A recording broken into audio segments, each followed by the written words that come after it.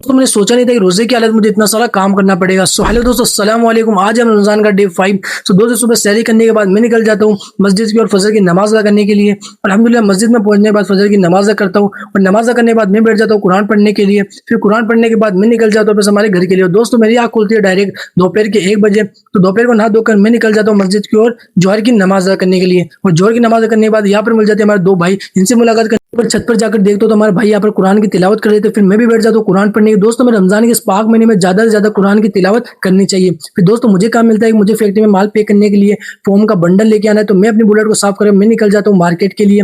और मार्केट में रास्ते में जाते जाते वक्त एक रास्ते के अंदर तो बच्चों की भीड़ थी, क्योंकि यहाँ पर 8 बोर्ड के बच्चों की अभी छुट्टी हुई थी। फिर क्या दूसरे रास्ते को पकड़कर हम निकल जाते हैं मार्केट के लिए। और मार्केट में हार्डवेयर की दुकान पर पहुंचने के बाद यहाँ पर हम लेते हैं इस फोम का बंडल के साथ साथ लेते हैं हम 2-3 टेप। और टेप लेने के बाद हम निकल जाते हैं ऑफिस हमारी फैक्ट्री लिए। और फैक्ट्री में आने के बाद इन दोनों बंडलों को यहाँ पर रख देते हैं। लेकिन नमाज अदा करने के बाद हो जाते हैं रोजा खोलने के वक्त। तो मैं आ जाता हूँ घर पर रोजा खोलने के लिए। रोजा खोलने के बाद मैं चला जाता हूँ मगरिब की नमाज अदा करने के लिए। और नमाज पढ़ने के बाद मुझे मिल जाता है हमारे भाई, जो हमारे यहाँ पर हमारे व्लॉग्स देखते हैं। फिर दोस्तों, तरावी वक्त होने के बाद मैं आ जाता हूँ मस्जिद के अंदर तरावी पढ़ने के लिए। और नमाज अदा करने के बाद हम आ जाते हैं हमारे भाइयों के साथ यहाँ पर बादाम शेक पीने। भाई बादाम शेक पी के भाई मजा आ गया। सो दोस्तों, मिलते हैं हमारे रमजान के डे 6 में। तब तक के लिए अल्लाह हाफिज।